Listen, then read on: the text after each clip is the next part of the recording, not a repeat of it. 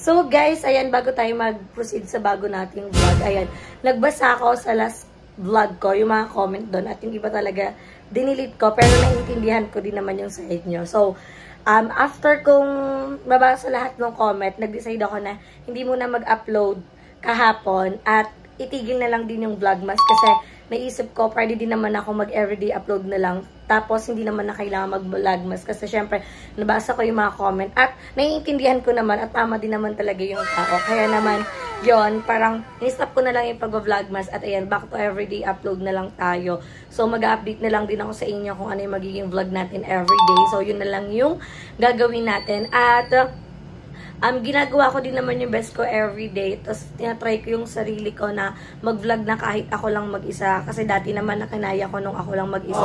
What more ngayon na kayanin ko ulit. Kasi, wala, tinatry ko lang para gusto ko lang ipakita sa sarili ko na kahit na nahihirapan ako sa pagsubok ng buhay ngayon, sa mga problema ko in life ngayon, sa mga pinagdadaanan ko, kaya ko pa rin mag-vlog kasi nga last year na kaya ko din naman. So, pagsubok lang din yan. At happy pa rin naman ako sa mga nagko-comment at mga nagbibigay ng idea sa akin kasi ibig sabihin, may concern pa rin sila sa akin. Kaya sobrang na-appreciate ko po kayo. Kaya naman, ayan, magbabalik everyday upload na lang tayo. At thank you.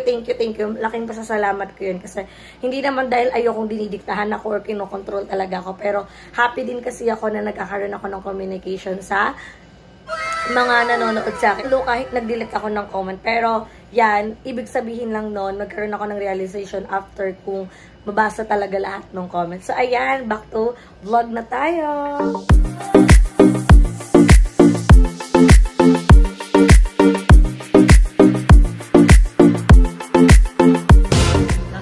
Hi guys! Welcome back to my YouTube channel! Ayan, so for today's video, nakita niya may mga damit tayo dito at may mga pagkain. Dahil ngayon ay first, hindi na first time kasi dati, pag umaalis kami, lagi kong sinasama si Gab sa mga outing namin. And hindi niya pa naman yun na-appreciate kasi super baby pa siya. At that time, wala din kasi talaga magbabantay sa kanya kaya sinasama ko siya. So, ngayon naman, meron kaming outing kasi yung mga kaibigan ko, hindi pa rin sila tapos sa celebration ng birthday ko. Kaya, nagkaroon na naman kami ng outing at pinasama nila kami ni Gab tsaka ni Paul. So, nakaroon kami ng swimming sa Torres Farm Resort kung saan dating naging sponsor namin nung buhay pa si Kuya Lloyd kung saan kami dati nag-swimming. So, familiar na ako sa lugar na yon. At ngayon, napag-desisyon namin na isama si Gab kasi ngayon, mas ma-appreciate na ni Gab kasi malaki na siya, nakapaglakad na siya, tapos ma-attract na siya sa tubig kasi pag naliligo naman si Gab, gusto niya na lagi nagsiswimming. So, ngayon, sasama natin siya sa outing natin. At, inuna ko muna yung mga gagamitin ni Gab. So, nagdala ko ng madaming gamit ni Gab kasi, ano siya, dumihin. Siyempre, baby pa naman, kaya ganun talaga. Pero, hindi pa ito yung kompleto. Ito pa lang yung damit na gagamitin namin. Hindi, ito na yung mga damit na madadaling namin. Pero yung mga susuotin is nakalabas na. At wala pa dito yung mga garras tsaka mga diaper ni Gab. So, mamaya natin siya dadalhin. So, ito muna aayusin natin yung mga gamit ni Gab para wala na tayong problema. Kasi, mas maganda ng maraming dalang damit niya kaysa sa wala. Kasi mahirap naman pag nagkulang. So, more on, partner kasi yung mga damit ni Gab. Kaya ayun na lang yung mga dadalhin natin para maganda tignan. Tsaka, malinis talaga si Gab sa puti. Pero green tong tinutupi ko. Pero malinis si Gab tignan pag puti yung damit niya. Okay na pala ito. Maayos na pala ito. So, wala siyang pang swimming. Kundi ganito lang din yung ipang sa swimming niya. Wala siyang, swimsuit attire. So, yan na lang din yung pang-swimming natin. At, dinalan ko siya ng sarili niyang towel. Tapos, ito naman ay magiging towel ko. So, itatabi ko na yung iba kong gamit. Kasi, yun na yung katulad nito. Ito yung susuotin ko mamaya pag umalis kami. And, the rest, itong mga damit na to ay may naka-ano na to. Naka-maayos na to. Kasi ito yung magiging outfit natin. Kasi, magpo-photoshoot din kami doon. So, dalawa yung isa lang pala kasi hindi makakasama si Gab. So, si Cara lang yung makakasama namin photographer doon. So, sabi ko sa kanya, picturean niya kami ni Gab, ni Paul, tsaka solo picture ko kasi yun naman yung maganda. Yun naman yung, laging nauuna pag may outing, laging nauuna yung magpipicture muna bago mag-swimming. Meron pa nga, mas madalas pang, mas marami yung picture kaysa sa swimming. At hindi rin ako marunong lumangoy, kaya sa may gilid lang talaga kami ni Gab. Sa may hagdan lang kami. Uy, nakikita niyo yung mga underwear ko. So, hanggang Sunday kami, guys. Hindi ko alam ba't ito lang yung dala kong dami, pero biyaan mo na. Hanggang Sunday lang kami doon. So, alis kami ng Saturday ng madaling araw. So, parang 2 days and 1 night siya, or almost 1 day lang din talaga. Pero doon na kasi kami matutulog, kaya parang 2 days and 1 night yung aming outing. So, yung magiging sasakyan namin mamaya, hindi pa sure kung yung van or yung truck o magkukommute. Mamaya pa malalaman kung ano yung, kasi wala pa silang update. Pero tuloy na yun talaga yung swimming namin. Sa sasakyan na lang. Pero yung una kasi namin plano is magkukommute lang talaga. Pero dahil may mga sasakyan yung mga kaibigan ko, nag-volunteer sila pero nagtatalo pa sila sa mga oras.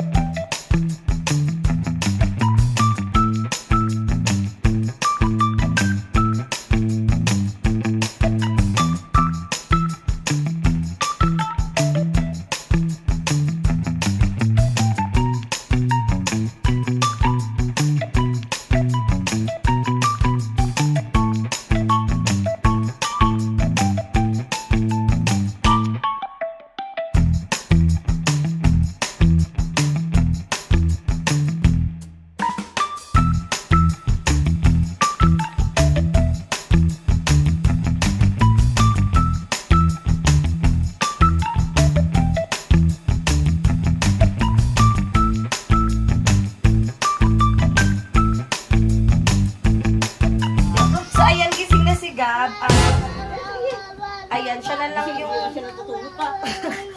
Kanina tulog to pag alis ko. Psst, huy, bis ka na. Bilis, baba. Toyo to. So, dadalan lang natin si Gab ng... Ano, eto lang. Ito lang yung magiging dala natin sa kanya. Diaper. Daming diaper. Talang isang ano... Ayaw mo, every 4 hours naman ito pinapalitan. Diaper ka. Ayan. Prepare na natin yung gamit ni Gab. Uy, Gabriel. Ay, mali. Ay, Barbie. Nakahanap siya ng kalaro. Ay, Barbie. Sabi ko na. Dapat kasama isang pang pamangkin. Wala, hindi pa binabalik ng nanay. Uy, biglaan lang din to eh. Kailangan pala natin ayusin kasi meron palang lalagyan ng gatas pa. Gabriel, hanap pa kalaro mo? Kala mo clown yan? Kala mo clown yan, oh. Ngayon lang kasi nakakita ng ganyan, boss. Perfect! Baka madulas. Bigay natin sa soda na Converse sa isa. Ayun na meron. Tulog na ako, nakaganin ako. Parang Oh, diba? Ready na kami. Wala sa akin. Dun sa ano. Bye-bye! Kasama mo. Alis na. Bye-bye!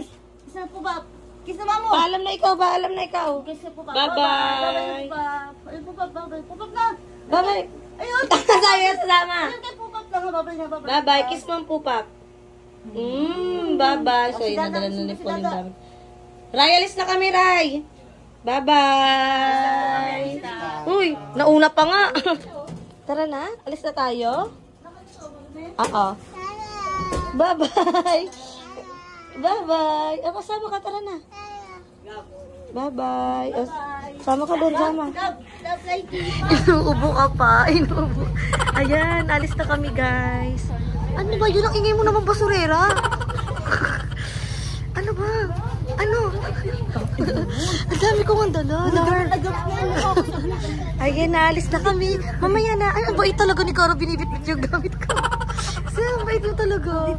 Alis na kami sana. Sige la, larv. Sabi niya din sa amin. Ayun. Kompleto na ang Tom's World. Ay, kulang yung isa. Pero nag-aantay na kami papitex, guys. Paalis na kami. Nauna na sila Ate Bangs. So, almusal muna silang taho. Wala si Kurt. Okay lang yan. Si Kurt kasama namin sa vlog kagabi. Tapos ikaw naman, may gagawin daw sa school. Huwag niyo sirain yung pangarap ng bata. Huwag mong sirain, may pangarap pa yun. Hindi pinalaman dito.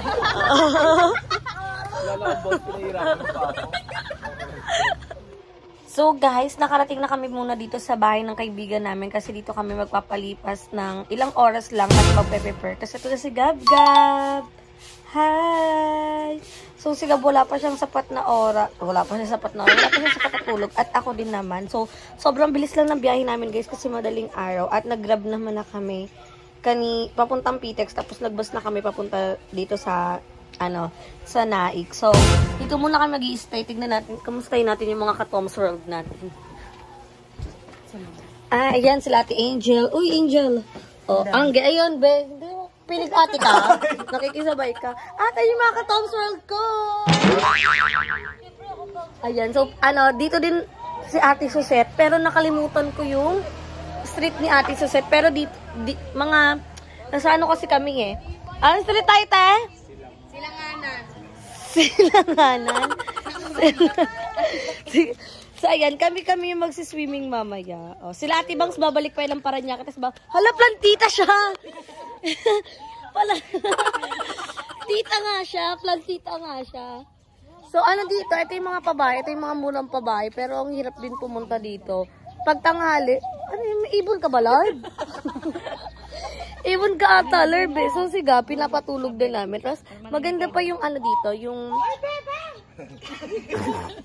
maganda pa yung hangin kasi umaga, pero mamaya pag mga 11, hindi naman kami abutin ng 11 kasi nasa Torres Farm na kami. So, balik na tayo sa loob. Oy, tita, ka na ulit, titlig. Huwag ka na mahiya, tita. So, pasok na tayo ulit dito, guys. Ay! Alin? Wala akong post dito. Ikaw may friend. Di ba si SK Adi. Ay, nanalo siya. Congrats na siya, guys. Nanalo siya.